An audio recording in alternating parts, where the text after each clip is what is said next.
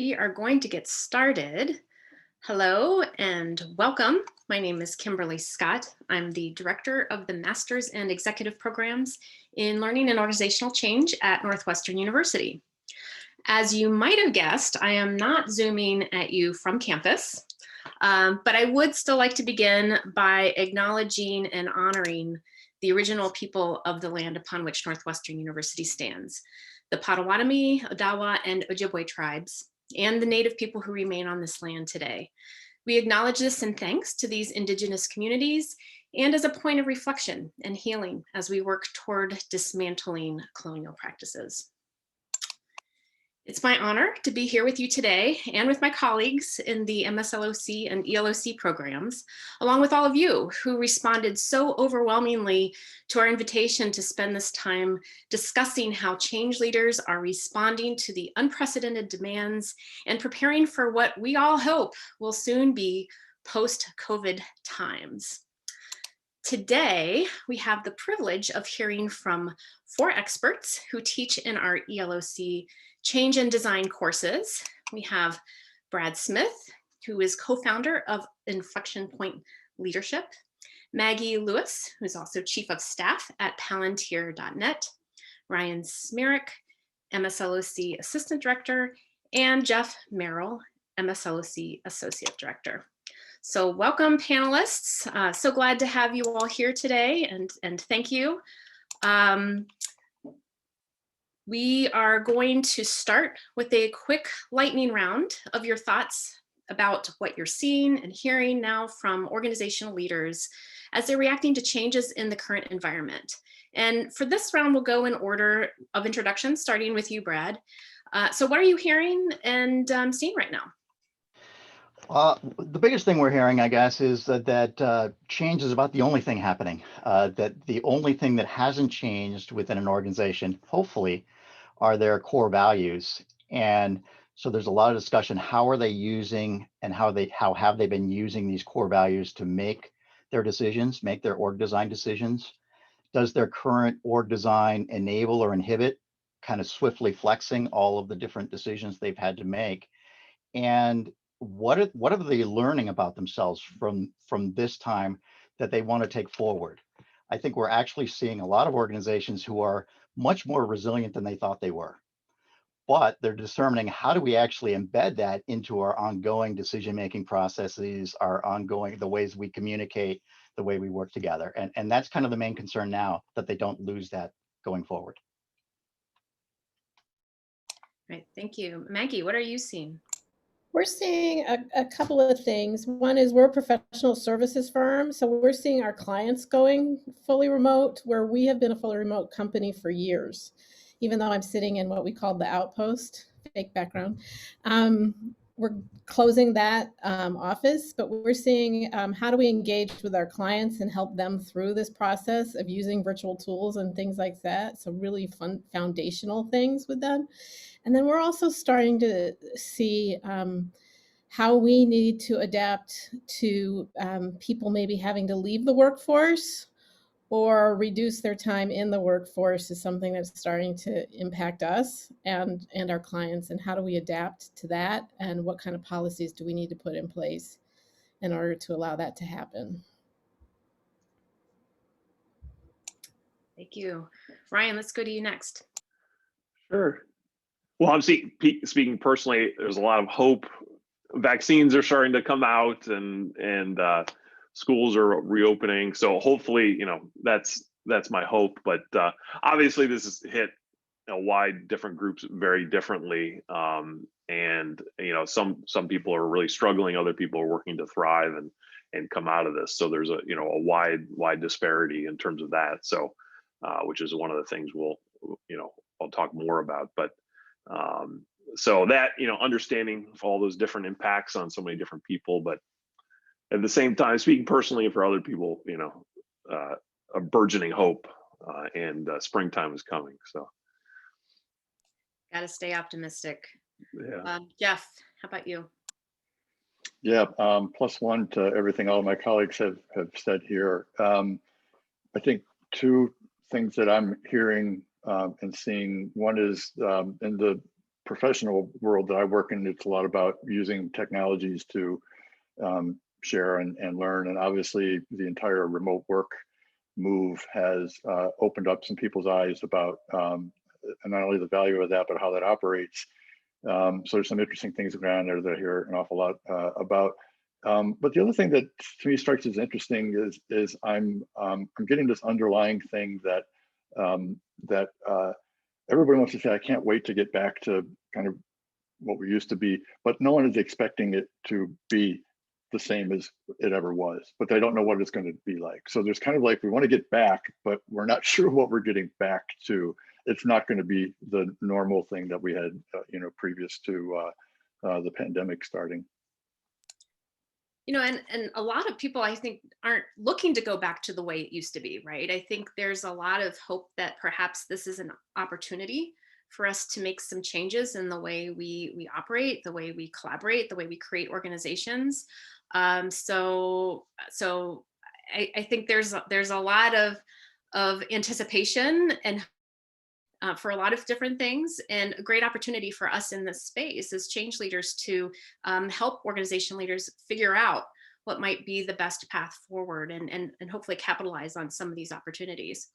So Ryan, let's go back to you and continue exploring this a little bit around design thinking. Of course, this is a methodology, a tool approach that has been out for a while now. But how might we use design thinking approach to help with some of these current challenges? And maybe first start by refreshing our memories about what design thinking is in the organizational change context that we apply it, and then how it might be particularly well suited to meet some of these current demands.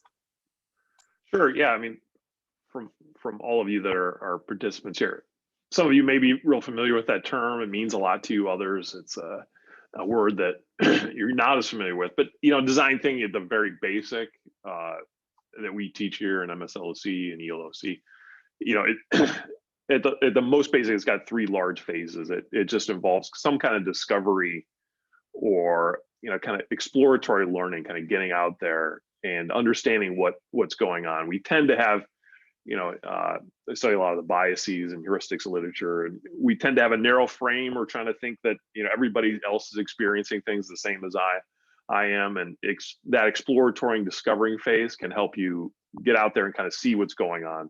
You may have an initial hunch of what the problem is and the key challenges employees are facing, but discovery kind of helps you test those assumptions and then really enrich your partially informed view about what are the key challenges. So it may be that some people are thriving in this remote environment, other people are really struggling with kids at home and care for others. So or trying to understand what are the key issues and challenge, or maybe it's what the sense of meaning and purpose and camaraderie that you might have in an office environment that's lost. How do we get that back? Will we get it back when we come to office? Who's going to come back? Who's not going to come back?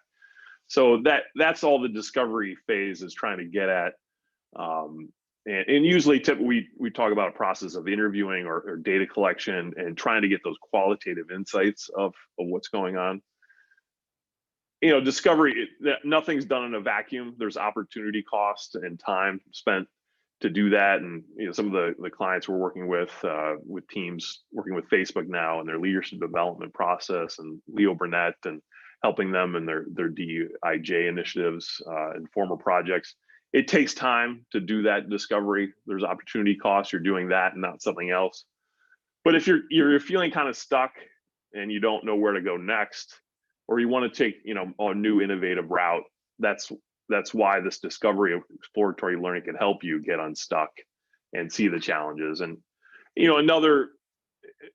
there's really cheap ways to quick ways. If you're dealing with something that's relatively known, tried and true issues, you can speed up the learning by just doing sort of best practices discovery and learning. What are other organizations doing? Can we kind of do similar things here? And just exploratory discovery, at least in a design thinking phrase and lens, is more when there aren't these tried and true best practices that you can immediately go out there and use in your own organization. So, and that as the tagline for this, this panel was talking about this unprecedented times that we're in, that's why that discovery process of trying to figure out what's going on with employees is really important. And the other, design thinking as well. The second phase, you think about some sort of group collaboration process where you try to get as many ideas from as many employees as possible, and trying to organize that in some way. Sometimes that's virtual meeting of brainstorming or others, but trying to think the best ideas are going to come from all different aspects of the organization, and trying to how can you in some way enable that. And then the final, and Jeff will talk about this more as well, but the sort of test to learn. We're in this difficult time, trying new things, see if they work, and make iterations and changes over time. Having that's kind of experimental mindset. We're in sort of a new environment, this new ways. How can you kind of see if it's working and kind of have those checkpoints and sort of the testing to learn approach? So that's kind of the broad sense of design thinking and how it can help now, which and as we mentioned, the sort of unprecedented times, and trying to come up with new ways to approach change. Thank you for that. Well, yes, certainly as a set of tools and a methodology and a way of thinking and approaching things, being there for us as a way to help navigate this ambiguity, right? A tool set that's particularly well suited to complex situations. And Maggie, you have been in the design space for a long time, have a lot of experience with this, and certainly now working with your staff and clients. Can you maybe some specific tools that change leaders could use to think about and plan for some of these changes, just make it a bit more tangible for us? Sure. One tool I like a lot that I think a lot of marketers use is journey mapping. And it's a tool that we used to use markers and Post-it notes for, but now we use Jamboards or spreadsheets to do it. But it's a way of empathizing with the user to pick up on some of the things Ryan was saying. Is we don't have the solutions as designers. We don't know. We need to empathize with our users and truly understand what they're going through. And journey mapping allows you to take a look at the actions of users and also the role that emotion and motivation plays in that, and also look at their points of pain and their questions, and then develop design interventions along the way. So the way that it works is I like to do it with the users and sometimes have them fill it out, and I act as an observer. So let's say we're introducing a new employee program of sorts, and we want to, before we finish the design of the program, we want to start talking about each of the steps. So we might take the step of awareness all the way through adoption. And then it's just a simple grid that you can do with a Jamboard, and talk about what are you doing at this moment of awareness when this is coming to light. And then they think about it and they reflect on it, and then ask open questions about what might you be feeling, or what might be your motivation to want to take the next step. What might be hindering that? What might be a block? What questions do you have? And then there's a space for the designer to think about, here's some interventions that might help solve these pain points, these emotional blockers that they're having. And it gets rich dialogue going. If you can do it, you can do it one user at a time, or you can do it with multiple people at a time and really dig deep, and they feed off of each other. But it's a way for the designer to actually observe the people and not sit there expressing ideas and those sorts of things. You're waiting for the ideas to come from the users and things that they're seeking out. So that's one really good thing. And another thing is prototyping, which we love, and Ryan touched on. Fail fast, fail cheap. Those kinds of design thinking tools are really great as well. Yeah, and in our experiences teaching these approaches to our students, I think one of the things that really strikes out to us is the whole shift, right, to doing some of this with visuals, right? You're using images, you're getting away from the text, and same with prototyping, you're actually working on something and interacting with people. So is that a powerful component to this in your experience? I'm muted again. It's very powerful. And I think it's because we're not coming in with a preconceived notion. We're iterating and evolving as we move along, and just having a background in design, that idea that you have a blank sheet of paper to some is daunting, but it's actually quite liberating and freeing, or using crude tools and not having to seek perfection, just seek finding out and go with your curiosity and see where it leads you, is really powerful. Thank you so much. And of course, you know, we've been playing with these methodologies and tools for a while too, at least 8 to 10 years, incorporating it into our org change work. How do we work in organizations to do prototyping, right? That's a bit different. And Brad, in organization design, right? Now, a lot of this is something that we're adopting to org design work, and maybe picking up on some of that conversation and what we discussed earlier around our presenting challenges. A lot of the questions that we received from folks when they registered for the session had to do with addressing these immediate needs, right? So balancing the needs of employees who might have different preferences or demands around working from home, working on site, or redesigning their organization structures and policies to create a more just and equitable workplace, for example. So what are you seeing in terms of the core design challenges? And then how does this change the way we approach organization design, whether it be using some of these tools or some of the other ways now that we're shifting our approach to org design? Yes, certainly, Kimberly. For one, just to follow up on both Maggie and Ryan, we've been using Mural a lot. So Mural is another tool that's similar. I just counted up that I used Mural 28 times in the last 2 weeks with clients, just as a tool, again, to visualize what you're trying to do from an org design standpoint and what the implications are. Because certainly the whole virtual workforce and the shift to primarily virtual had a huge impact on org design, decision-making processes, communication loops, and so forth. And again, many are now wrestling with a hybrid model that will be, because nobody is thinking that it's going to be a full back to brick and mortar type of environment. And so what does that mean? And the biggest shift that I've seen is that much more thought being given to the implications of an org design decision on the experience of those that will be directly impacted by those decisions. So, you know, I've been kind of making the argument for years that most org designs are based on about 15% science, about 25% art, and about 60% emotion. So what I mean by that is a redesign kind of starts with some data, starts with a current state look, and maybe some model or framework that you use to determine the needs going forward. But then there's a moderate or good amount of art associated with that for how does that apply to our specific situation, our unique culture, our organization, or our industry dynamics. But then at the end of the day, the majority of the decisions come down to the emotional beliefs or desires of the decision makers. So you have this great design, but before it gets implemented, you have little tweaks going on all over the place because, well, so-and-so can't do this job, or we have to put so-and-so there, or I don't really like these, so I'm going to put it together differently. In a lot of the consulting and teaching we've been on a mission to try to shift that balance somewhat, maybe to more like 40% science, 40% art, and 20% emotion, you know, to minimize the emotion by taking a more structured approach to things and using more objective criteria to evaluate the options and so on.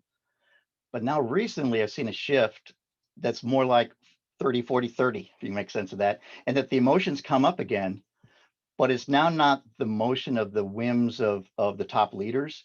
It's about incorporating the emotional response of the people who are going to be impacted by the design. So bringing forward from a diversity, equity, inclusion area, actually embedding that into how we do the design. So the endpoint of design already has that reflected, at least somehow. And I think that's the main challenge now that organizations are facing, or there are some things that have come to light even more about their strengths, but also their weaknesses internally. And we need to reflect that early on in any org design decision that we make, because if we don't, to the point of everybody else, engagement's going to go down and you're not going to get the impact of that design that you wanted. Yeah, I really like what you're saying around going back to acknowledging and identifying emotions as a part of the process, but not just the emotions of the people who are in the room working on the design, moving Right. boxes around, right? And is there something in the sort of your approaches in doing org design work? Any approach that you found have been particularly useful in trying to bring those voices in and be more inclusive in this work? Yeah, there's a lot more testing, and it's somewhat of using agile type methodology too, of getting a safe to try solution, let's say, or an early prototype, and then testing that again with the people who are going to actually be doing the work. If we did something this way, what would it, what would it bring? And if we did it that way, are you able to bring your best self to work, or actually, be more productive or less? And then what are the interdependencies of the different groups that have to work together? So instead of coming out with a design and here it is, or coming out and, by cascade of level, let's say, much more iterative now, and inclusive. Love that. Iteration is key. And of course, this creates some additional then challenges for leaders. So Jeff, in the work that you're doing and the course that you're teaching, it's all about what do leaders need to do to shift and lead teams through a lot of these changes and use some of these methods and tools. So we're hearing things like it's really hard to maintain employee engagement and well-being amongst all this change.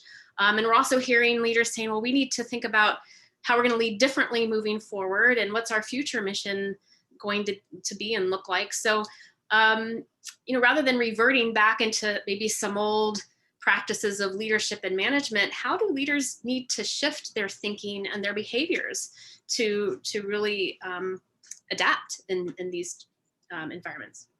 Yeah, it's a really interesting question, and something that we've been kind of watching and experiencing as we've walked people through some different scenarios of how to shift this mindset. I think one of the key things I think is, maybe I can give an example of this, but part of the challenge is that most leaders have a very good tool set for delivering things like programs. They don't have a really good tool set to look at a problem space that's pretty ambiguous and filled with emotion and people's experiences, and how do I tease that apart and actually make progress against it. So let me give a quick example. So we all go to remote work, and we probably know that there's some wellness challenges that are going on as people are trying to work from home. So typical response would be to, hey, let's go and find some really good content to share with our employees about how to maintain your health and well-being and balance while you're working at home. And we push that content out to people. We can track how many people watch it and engage with it and do all that kind of cool stuff. We're really comfortable doing that. But at the end of the day, when we find out and talk to employees, they're still stressed and freaked out, right? So we're good at delivering a program. That's sort of an output mentality. The difference is if we went to this instead and said, and I'm going to lean back on some of the things that actually Brad, Ryan, and Maggie we're talking about, where we actually engage voices of people into the solution design. Maybe we start with a question of saying, look, what we want our employees to experience is, we want them to be able to effectively switch off from work and recoup. This is kind of a part of wellness. So let's go explore what that actually looks like in people's lives. And we start talking to people. So tell me about your day. What did you do? What was that like? And we start finding out that it's, I could switch off, but I don't know how to signal to all my team members that I'm off now. Or I'm a little bit afraid of doing it because my boss thinks I might be just screwing off. Or I've got kids at home, so if I'm switching off, I'm actually just walking into, helping my 6-year-old, and that's not really switching off. That's just going into another thing. So now I've got all this stuff that I'm hearing about the actual lived experience, This is where I say where we don't have good tools that we see that we could talk about. There are tools to do this, but generally most leaders don't have tools for saying, okay, how do I unpack all of that? And where do I start to apply some of these good design thinking tools to start chipping away at coming up with innovative ways to address those kinds of solutions. So for me, I describe that you know, when you get all of that stuff in, and it's based on people's lived experiences, that's a problem or opportunity space. And there are ways that you can begin to unpack that and begin to manage that part before you then decide what it is that you're going to deliver and use that muscle, the delivery muscle, as the second thing. So that's the biggest shift, is to figure out how to actually spend some time, you know, looking at the problem space and unpacking where the priorities are there and what are we going to work through first, and what does that mean as we learn more about the problem every time we try and do something.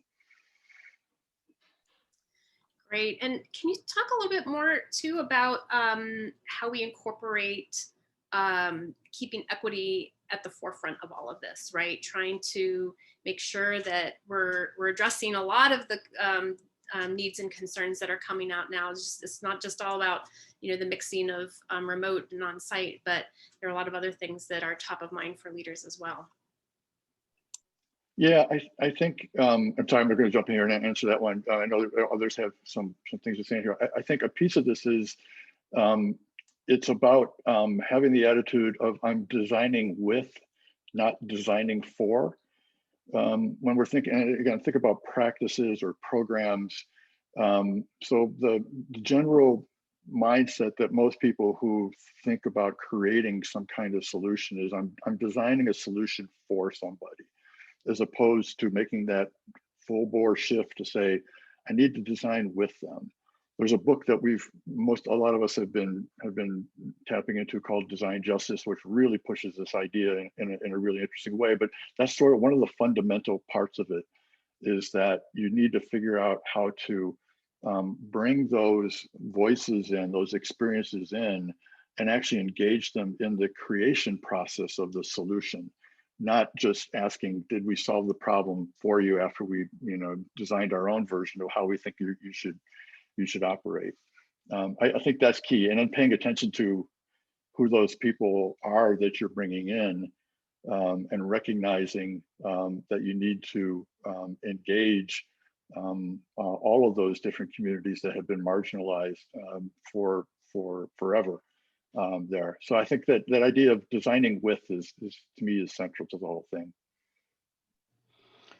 Yeah, and Kimberly, I have a quick example that gets at Jeff's last 2 points, actually, of an organization where they actually did some of the listening around switching off and what it takes. And the number one issue that these different groups said was, I actually missed the commute because the commute time was my switching off time.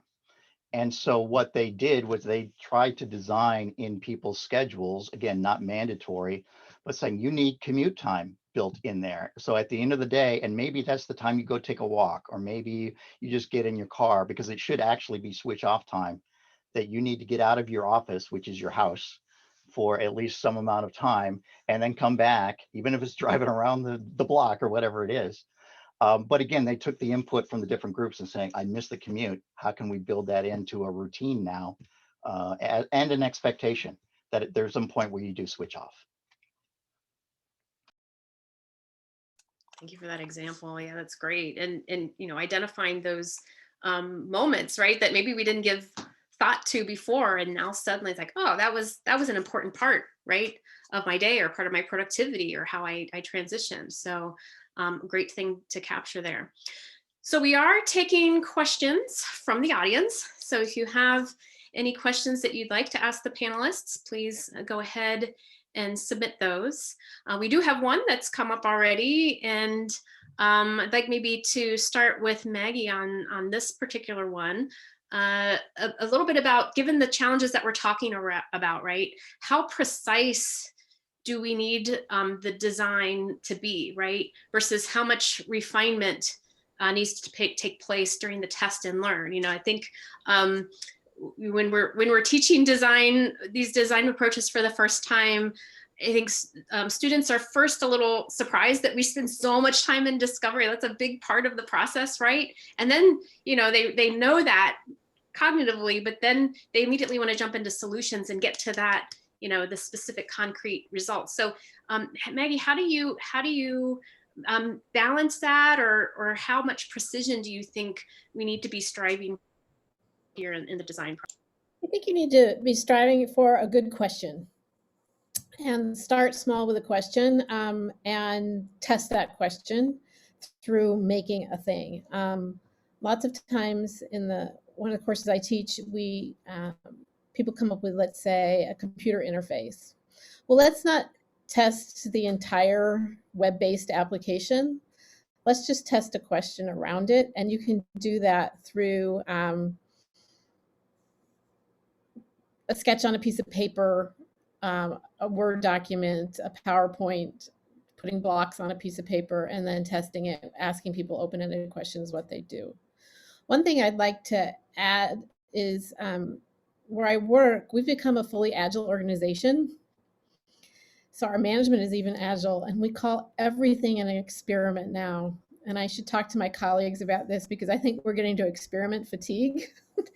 But it's a mindset that we have shifted to, and even really big initiatives are like, it's not a pilot, it's the thing, but we're iterating on this big thing as we move forward. And so we're as precise as we can be, but we're also not going to test so much that we omit this ability to iterate and discover and think in an agile way and adapt to new information and make our tools better as we go on. And it's, like I said, I should probably talk more to my colleagues about, as leaders, how do we help people with that experimental mindset versus, oh my gosh, what I put out in the field has got to be perfect or we're in big trouble. And my answer is no, it doesn't, but it's a mindset about testing and imperfection and gathering information and those kinds of things. If I could plus one again, Maggie, on that one. So the experimental mindset thing is another shift to sort of being comfortable with that as a leader. Clearly, that's something that we've experienced. One other thing that I've seen work and be of interest is for some solutions, even when you're in this early phase of creating some ideas, you sometimes get better feedback when you say you have three very distinct approaches to the same issue. You can then get into a compare and contrast discussion when you're doing prototyping, as opposed to whether or not discussion about it. And that tends to generate some more interesting feedback. So it isn't something that you might do for everything, but think about doing like three very light prototypes that are fundamentally different, and seeing where the folks that you're trying to improve their whatever practice, where they go with it. It's a great way of making sure that you don't fall in love with your own ideas. You've got three ideas that kind of compete against each other in a way for that positive impact. So yeah, it's really just fundamentally changing or shifting the way, you know, you're approaching this. And earlier we heard when Ryan was talking about design thinking and approaches and how we're shifting things a bit. You know, he mentioned relying on other practices, right? I think as a field, benchmarking has always been one of the things that we're eager to do, to find out, well, what other people doing and how are they doing it? And so maybe we can adopt what they're using. We have a question from our audience actually about how leaders rely on previous practices and coming up with the way forward. So their question is, are there forums or mechanisms that we might know of that could help introduce or expose leaders to these different ways of thinking or analyzing and planning? You know, understanding that this can be a big transition for leaders to do this. And Ryan, I'm just wondering whether you have any thoughts there, and panelists, if you have other ideas on how we could start to introduce leaders to begin to think about this differently and approach it differently. Yeah, it's a good set. It's a good question. It to some degree, it involves intellectual humility, or just kind of knowing what you don't know to explore more. But yeah, it's a different mindset to both kind of discover and then try to gather ideas from the bottom up, from all different parts of the organization, and that's most people will be open to that. So, but it's I think if a lot of the stuff, if you think about all the different successes and trying to get stuck in, if you put it into we talk a lot about it, covering approaching adaptive challenges and trying to survive and thrive as you move forward. So I think a lot of this is to help you, this exploratory learning and getting ideas from everyone and sort of testing and refining is about sort of adapting and surviving for the long term. And that's, so if you put it as part of that, I think that helps, because in framing it that way. Something I've used that has been effective is, for one, we have a real life case study that we've been living this past year, right, with the pandemic. And so I've actually used that as an example for, if you go back to January 2020, let's say, and you heard some rumblings that there might be something going on, or there's something in China that, who knows, it may get here eventually. What would you do from an org design standpoint at that time? And that's kind of using your typical mindset. Okay, now fast forward with what you know now, how would you approach that differently? Gets people in the mindset of, yeah, I can't just use the same ways. We're now in an environment where we do have to think much differently about issues. I kind of use that as an introduction to an exercise. Okay, now let's take your organization or your design right now, and let's use that wider frame to think for 2021, 2022 and beyond. How do we build resilience into the process? Because the one thing we know is we can't have as strict a structure or process that we've had before. We've got to be more resilient. And so how do we start thinking that way as we build things? Yeah, definitely. I think back to what you said earlier on in the lightning round too, right? Is like this change. What's changing is changing, and that's just going to be the way it is for a while, right? We're not going backwards. Hopefully, God forbid, there's not pandemics and all the other stuff. But as the saying goes, today is the slowest pace of change we'll ever see again. Because every day is more and more. So we've got to get more resilient.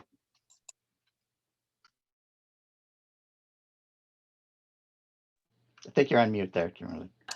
Just got that. Thank you. So I'm going to come back to you, Jeff, because I think this relates to a bit too what you and Teresa work on and discuss in your course, as well as a follow-on question that we got from our audience, right? So there's some operational things that we can do to facilitate design and change within organizations, but there's an awful lot of behavioral change that has to happen.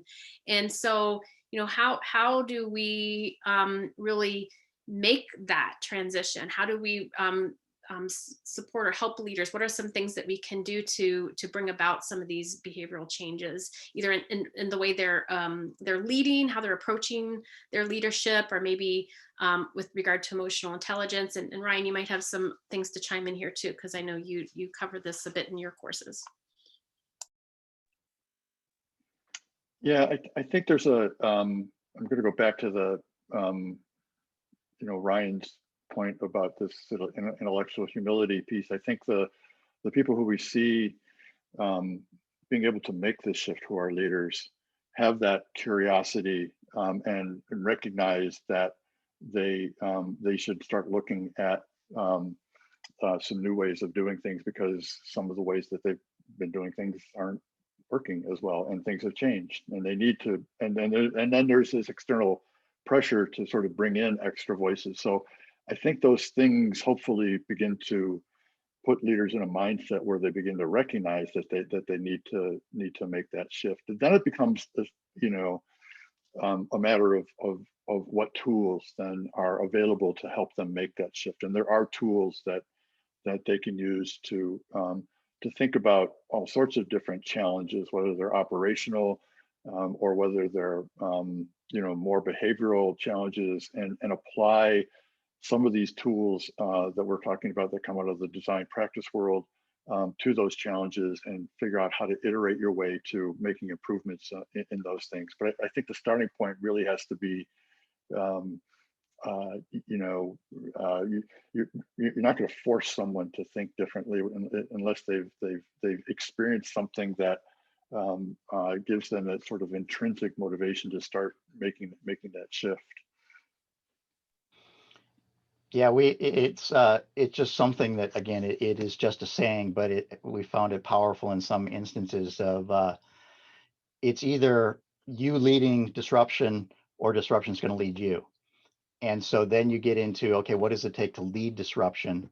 Even if you think you're in a stable environment, how do you be more proactive about it? Because at some point, we see that in the life cycle of any organization, right? Disruption, you hit that inflection point where disruption is going to lead you. And then you're in a hole already and have to dig out versus having the capabilities to actually lead that proactively. All right, thanks. So we're getting some more questions coming in. This next one has to do with, it sounds to me a little bit about how we can begin, right? How can we begin with clarifying the vision, but also kind of brings to mind to me how when we're starting with the design process, how important it is to have clear outcomes from the very beginning, right? So that vision is great, but having those clear, specific outcomes up front is so critical to making sure that you're actually moving towards something that's going to make the impact, that's going to create the change that you want to have changed. So, so Maggie, I think I'm going to come to you on this one first. So, what are some ways that you can engage leaders so that you're helping them build toward this new way of working or thinking, and maybe some of this begins before the start of the design phase. So do you have any experiences there that you can share that might help us? Yeah, one of the things I always recommend are, there are some books and some articles. And when I work with, sometimes we have academic clients and work with really smart people, they need proof that this is actually a thing, and because it feels so different. And there are resources out there that you can just cite and point to.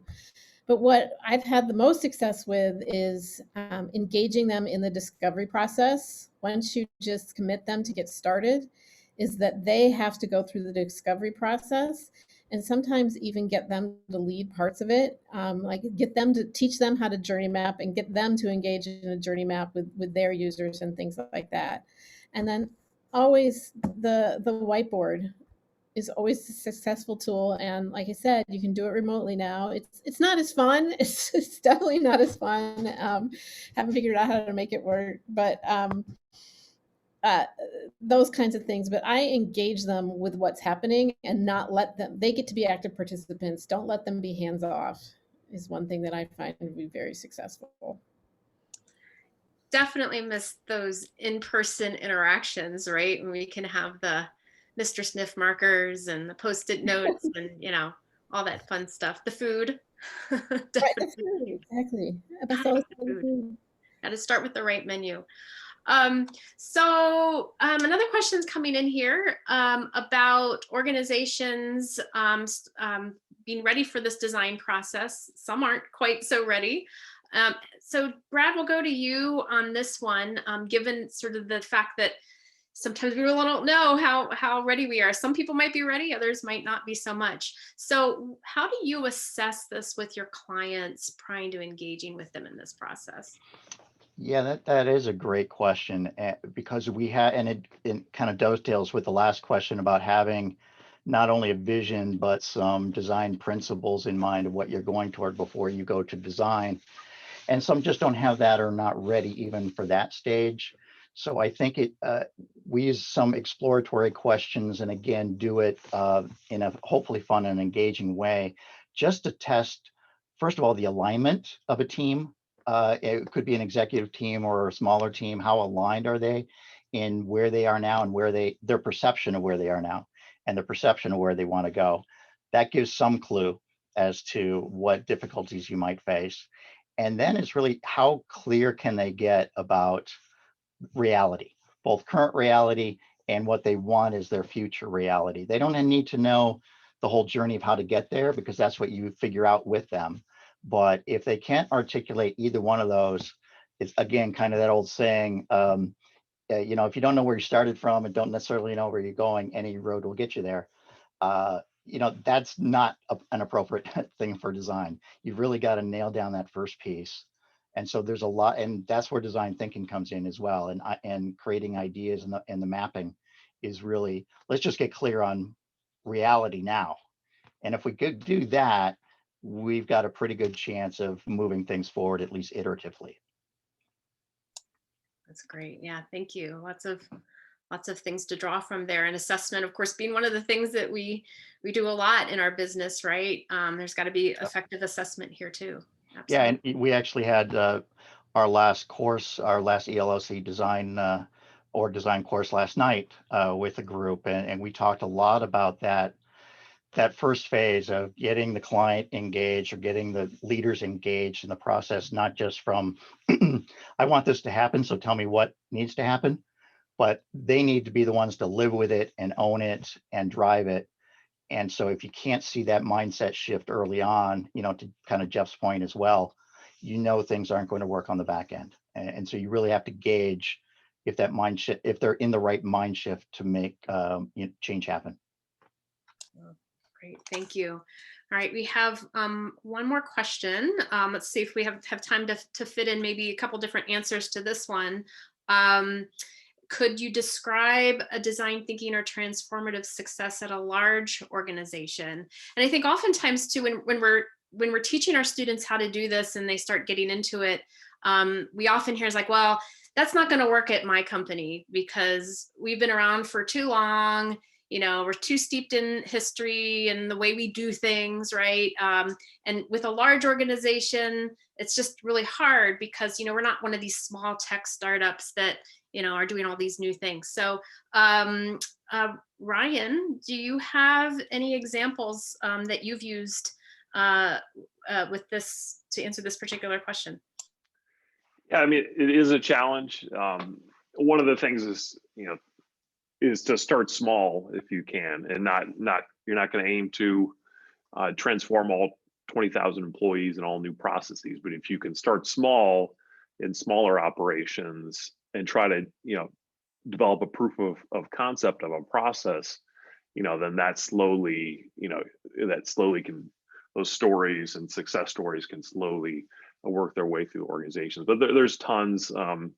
Intuit is one, you know, a large one, a technology company or tax technology company. They do a lot of design thinking, even where they follow the customer home into their office and see how they work. So, which you could do, you know, pre-COVID, obviously. So that would be the main thing. If you just, you know, we always talk about the small wins approach, trying to get a few small wins, and then, you know, have slowly built momentum from there. So. I would agree. I'm involved in a project right now with a very large organization that has probably touched all our lives several times over even the past month, few weeks, who knows, depending on how often we eat at certain places.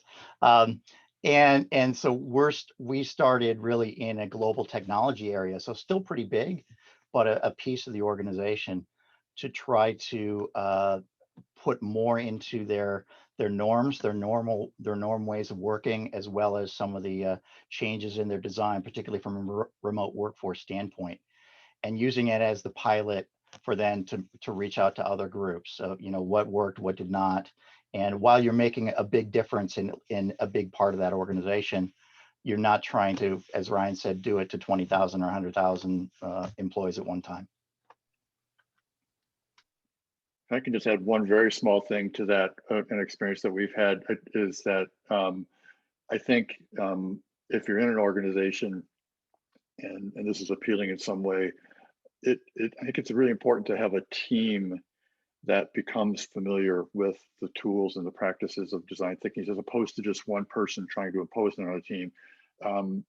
It's a big learning process, right? To figure out how to do this and get your alignment together and the language together. So having a group of people who are kind of committed to figuring out how this plays out in your organization is kind of the best way to get started that we've seen.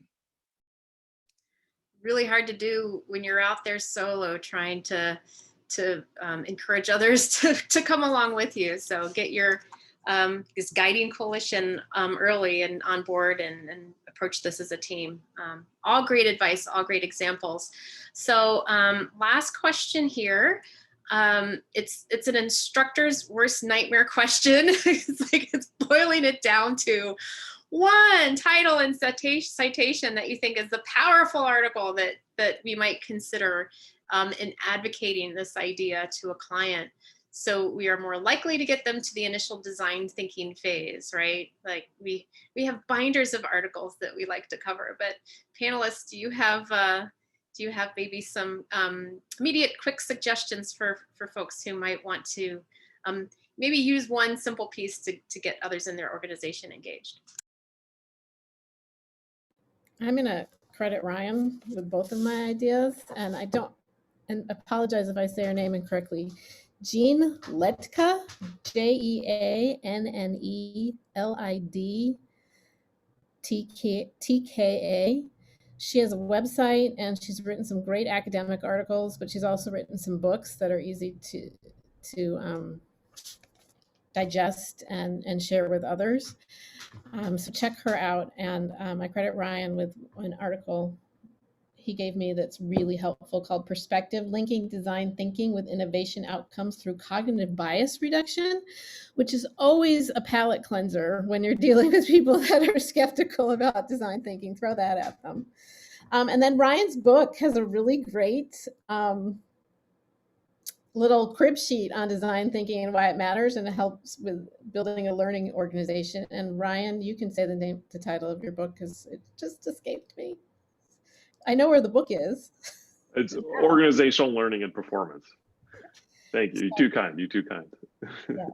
So that is a really good primer in that book as well, but then links it to other things in an organization that are so valuable. For organizations who want to look at embedding diversity, equity, inclusion kind of in an org design process, there's a nice, it's short, there's a nice blog out there by Kate Kessler that is called Organization Design for Diversity, Equity, and Inclusion. Pretty straightforward. And it's, again, only a 2 or 3 page blog, but it shows the different pieces of org design. It uses a model we use a lot, the STAR model of org design, and it shows how you embed DEI into each part of that STAR. And so it's a nice conversation starter. All really great resources. Thank you for sharing that. And I guess maybe just to wrap up, we can maybe if you have any further words of encouragement or recommendations for this group. I know we're all trying to do the best we can. Any parting advice that you might like to share?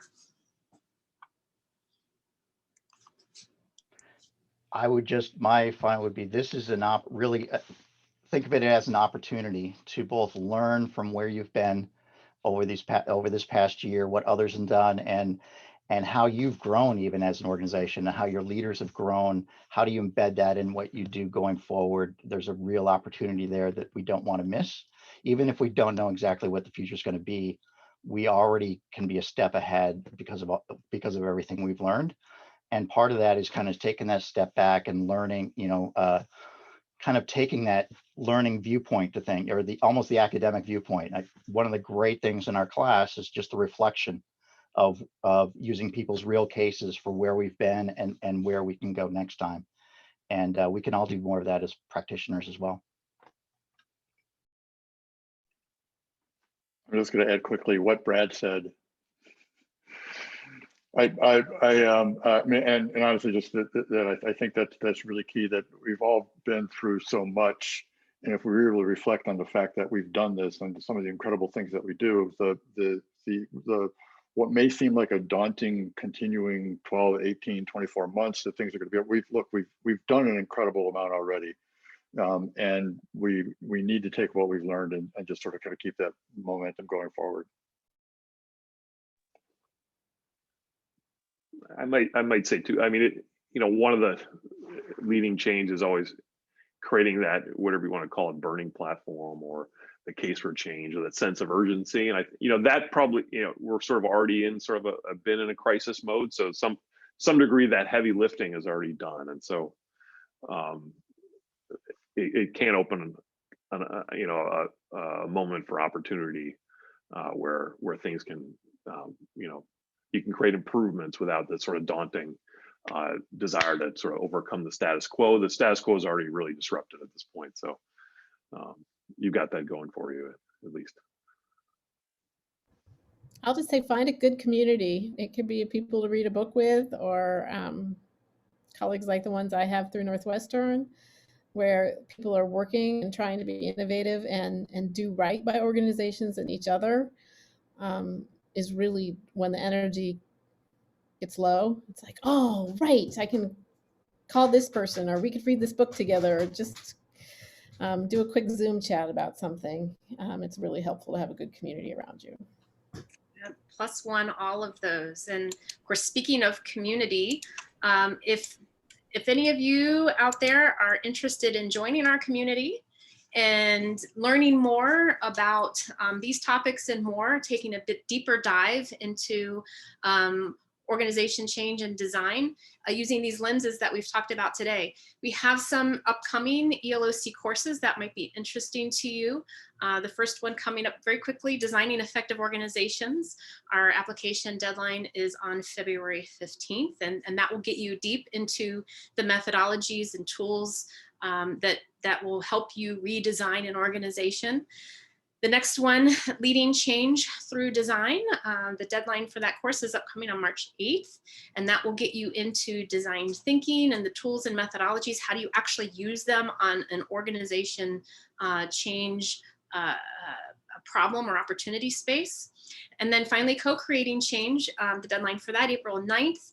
Bring your leadership teams together and come to learn a bit about how leaders need to shift and change and adapt in order to lead both through these types of times, as well as when you have teams of people and organizations working on design changes and more rapidly designing within the organization. So those are all upcoming. Visit us at eloc.northwestern.edu for more information. So panelists, we have come to the end. Thank you all so very much for coming and being with us here today. We're glad to have you here. I'm glad you're part of our community. And for all you folks out there who want to know or get in touch with us, please do. If you have specific questions that you'd like to have a follow up on, or like to talk to us about perhaps coming to some of these courses as a group, please email us at eloc@northwestern.edu. So thank you again, everyone. Have a great rest of your day and a fantastic weekend. Thank you, everybody.